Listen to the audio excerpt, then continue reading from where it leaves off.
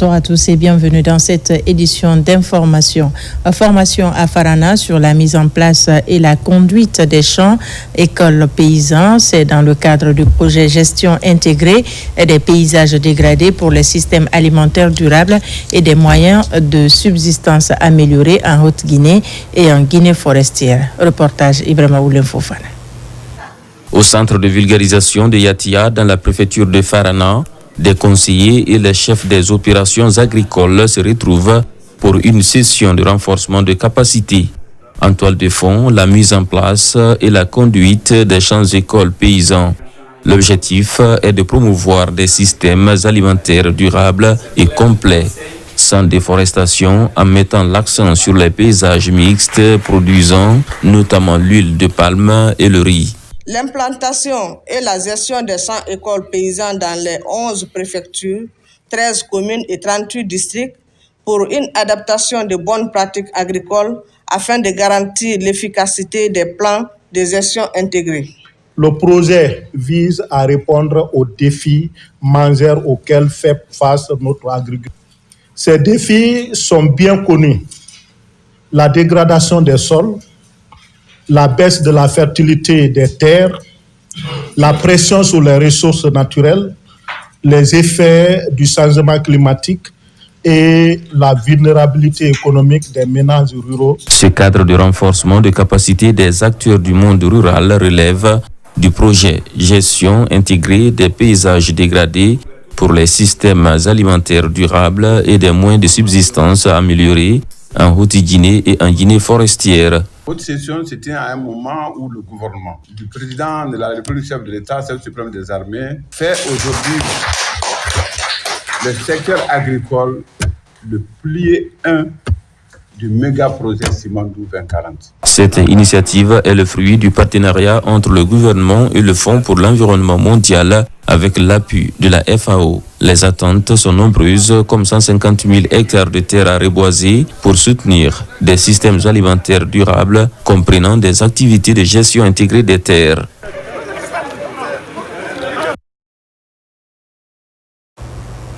Remise de diplôme aux étudiants sortant de l'Université générale Lansana Conté de Lambagny, les promotions de la 16e et 17e LMD ainsi que la 30e promotion ont reçu leur diplôme dans une ambiance chaleureuse.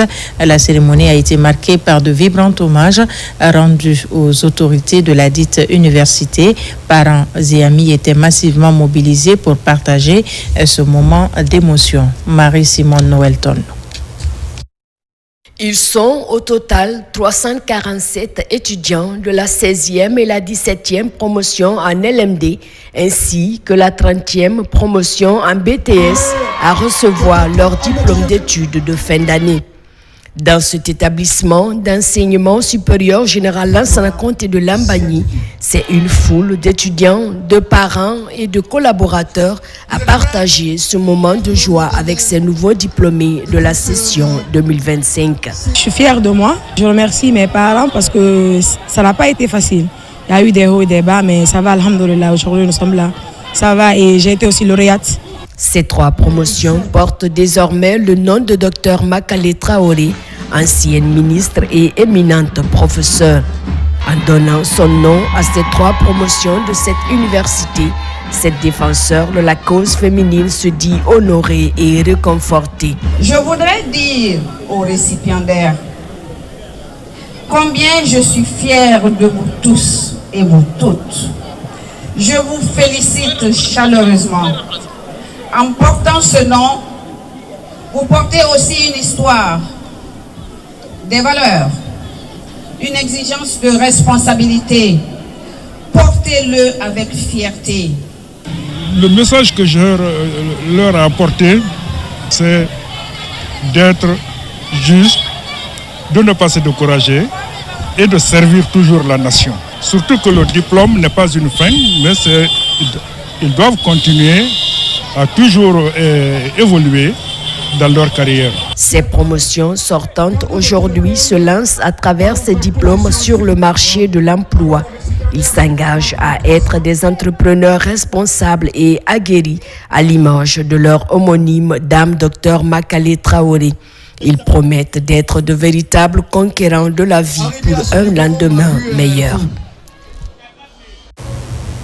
Les enfants de l'orphelinat Kiridia de Matoto sont tous heureux en cette fin d'année. Ils viennent de recevoir un don de 10 millions de francs guinéens et des kits scolaires de la part du Lions Club Kakulima. La cérémonie de remise a eu lieu en présence de notre reporter Yaya Silla. L'orphelinat Kiridia de Matoto reçoit cette année encore le Lions Club Kakulima. Cette ONG humanitaire révélote leur action en faveur des enfants démunis de l'orphelinat Kiridia. Il est de coutume pour le Lions Club Conakry Kakulima de faire des dons de bourse au niveau du centre de solidarité Kiridia. Et ce geste date de plus de 10 ans. Et c'est un acte de soutien, de solidarité et aussi d'inclusion et aussi de respect à l'endroit des orphelins qui sont dans ce centre. Il est important de notifier que cet acte symbolise, renforce notre devise, celle de servir. Servir avec enthousiasme, servir avec amour. Raison pour laquelle, au nom de tous les Lions de Guinée, nous avons tenu à participer, apporter notre soutien à ces enfants aujourd'hui qui méritent d'être soutenus, qui méritent d'être aidés. Plusieurs dizaines d'enfants orphelins vivent ici sous la bienveillance de la dame Marie-Denise Bangoura. Une charge inestimable portée par elle avec sa volonté humaniste pour les enfants démunis. Ce geste de 10 millions de francs guinéens et des kits scolaires offerts par Lions Club Kakulima est un soulagement pour les enfants. Une grande joie pour moi de recevoir ce don. Parce que ce don-là nous aide à payer le reste de scolarité des enfants. Ça fait beaucoup d'années qu'ils nous accompagnent. L'objectif principal de ce don, c'est de scolariser les enfants de l'orphelinat Kiridia. On espère que les enfants seront scolarisés et que les enfants ne manqueront pas de kits scolaires et qui pourront continuer les études tranquillement avec ce qu'on vient de faire. Investir dans l'éducation des enfants est un gage pour le développement du pays. Ce geste donne espoir aux orphelins pour une assurance de leur avenir. À Conakry, dans une université de la place, s'est tenue l'Assemblée générale ordinaire de l'Association des élèves et étudiants musulmans de Guinée.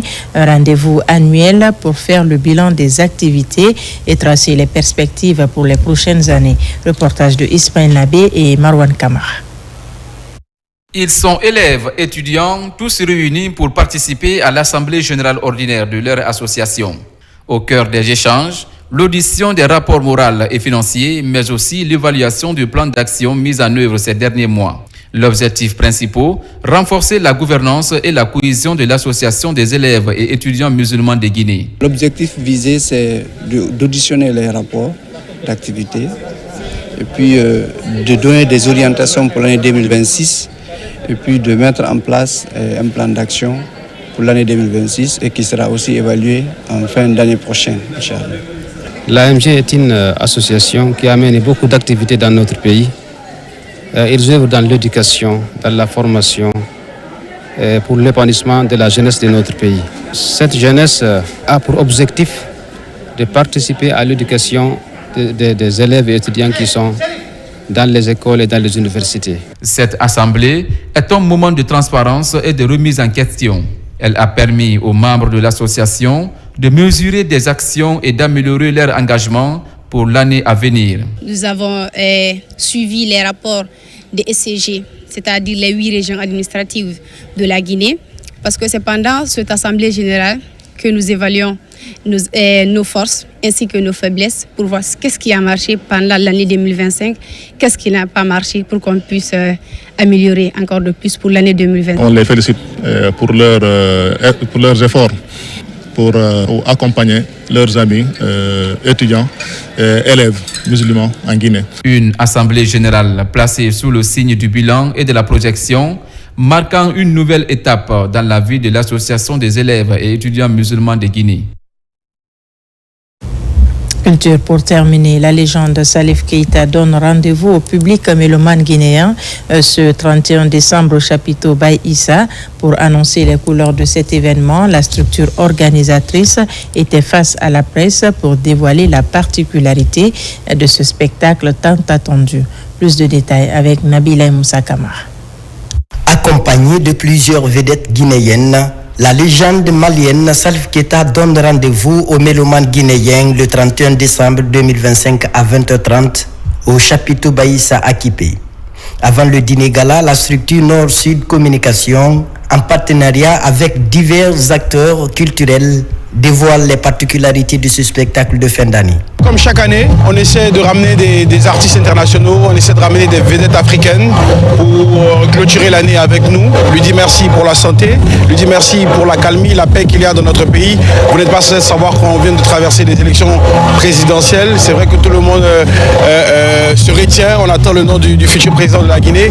Derrière nous, on a voulu ajouter l'utile à l'agréable en invitant une icône comme Salif Keita et Azaya, Espoir de Coronti, Yamasega, AK-47, des talents locaux pour communier avec nous, pour finir l'année et pour entamer la nouvelle année 2026. Depuis plusieurs années, Salif Keita exprime son attachement à la Guinée. Pour cette fête de fin d'année, la légende partagera la scène avec d'autres grands noms de la musique, offrant un moment de détente et d'émotion au public guinéen. C'est une fierté, voilà, on est juste content. Déjà, Espoir de Coronti sont là. On est invité au concert de partager la scène avec la légende Salif Keita. C'est qu'une fierté, quoi. On est tellement fiers, contents, quoi. On appelle à tous les fans de venir voir. Comme ça fait un bail, ils n'ont pas vu les Espoirs de Coronti sur les grandes chaînes, surtout en live. Vous voyez, on les invite tous de venir voir. Ça fait plus de 4 ans, 5 ans que moi je ramène Salif Keita en Guinée. C'est vrai que cette fois-ci le site change, mais le contenu reste le même avec encore plus de productivité, encore avec plus de talent parce que c'est un spectacle qui fait un retour sur le passé, qui traite de l'actualité et qui porte vers le futur parce que vous avez 3 générations d'artistes. Voilà un mélange culturel, un mélange générationnel, un mélange pour permettre aux Conacrica, aux Guinéens, aux Guinéennes, aux vacanciers qui sont là de pouvoir célébrer un réveillon magnifique. Pour clôturer 2025 et célébrer l'arrivée de 2026, Nord-Sud Communication invite tous les mélomanes le 31 décembre au chapiteau Baye Issa dès 20h30 pour une soirée festive, musicale et conviviale.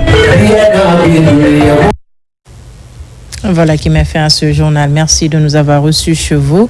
L'actualité se poursuit sur notre site le www.rtgguinée.info. À tout à l'heure pour la grande édition du soir. La Guinée, notre paradis, terre de richesse et d'innovation.